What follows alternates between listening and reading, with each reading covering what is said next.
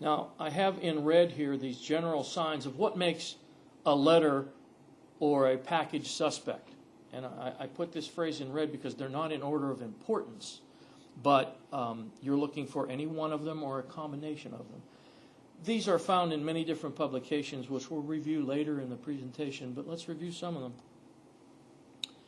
One of the most important ones, and that's why I start with it, is excessive weight, especially with a letter. Later on, we'll talk about letter bombs being more difficult to label as suspect versus a larger package. And this is why, the excessive weight. For a suspect letter, if it contains explosive or any amount of it, it's going to feel disproportionately heavy to an envelope that would just have paper in it. For a parcel or a package, the size and bulk of it alone can perhaps explain away that weight. So that's why they're a little more difficult to be labeled as suspect right away without any of the other telltale signs. The weight is often uneven or lopsided in a letter bomb because of its construction, unless they make a perfectly symmetrical letter bomb, and that is rare. The letter might feel rigid. Bombers like to have some protective layers around the components so that they aren't destroyed in the mail and they actually get to their destination. So there may be some rigidity felt in the letter. And again, a package, which is a box, might disguise that rigidity. Packages which have irregular shapes or bulges for the same reason. Excessive postage. Bombers don't like to have their items returned to sender or not get to their destination due to insufficient postage, so they put plenty of it on. They don't want to go to the post office and weigh it and put the exact postage on. They don't want that exposure, so they just put plenty of it on. Mail that is possibly mailed from a foreign country with a different location than the return address. The postage stamp doesn't match the return address if there is a return address on it. No return address is another telltale sign. Continuing on, again, these are not in order of importance other than maybe weight being listed as first. Handwritten, poorly typed, or cut and pasted, like magazine type that's been cut and pasted to be used for the address or for any other markings on the outside of the package. An incomplete or an incorrect address, or a misspelling of common words in the address, the return address, or anywhere else on the package. Restrictive markings like personal or rush.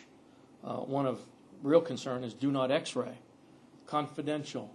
Now, I know you get packages like this that have perhaps incorrect spelling or bad addresses and some of these markings on them all the time. But you have to look at the totality of the package. These are just telltale signs, and you have to evaluate each one. If you see several of them, it's a red flag. Oily stains, odors, discoloration of the package. These are good telltale signs. Excessive tape. They don't want their packages coming apart, so they put a lot of tape on it to seal it and make sure the components or the powder doesn't escape. They want to seal it with a lot of tape, and that's usually excessive beyond what a normal package would have. Any, and this is a pretty serious one, any protruding wires or foil. And I can explain a little later the source of that. But any protruding wires or foil is definitely a telltale sign. And certainly any powder residue on the outside of the envelope or package that you can't be readily explained would be reason for concern. Now, what I'd like you to do in this photograph is just take a look at it for a moment. Based on those items or those telltale signs that we just reviewed, see how many you can spot on this envelope. We'll take a few minutes and then we'll talk about it.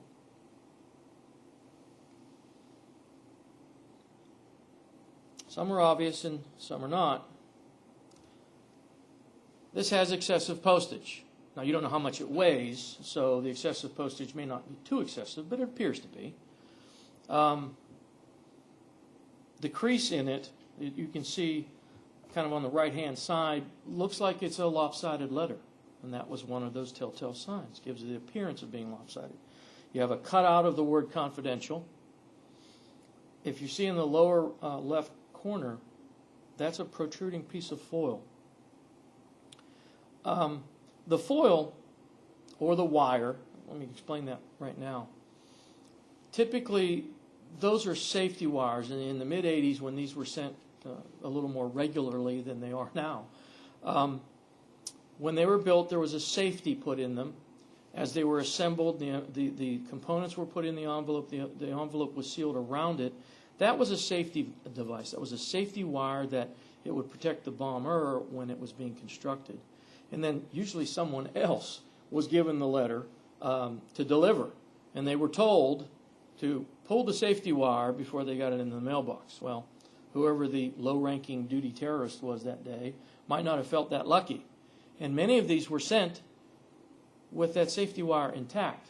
They just said, well, who's going to see? And they put it in the mail, and it got sent with those intact. So that's why the protruding foil or wire. Don't pull it. It's just a telltale sign. An incorrect or misspelled address, as you can see, a lot of misspellings in the address, and it's not a correct address. There's no personal return address. It just says personal on it. There's no recipient name, just a position, a title. So these are all, I mean, this letter should scream suspect to you. It has several of the telltale signs.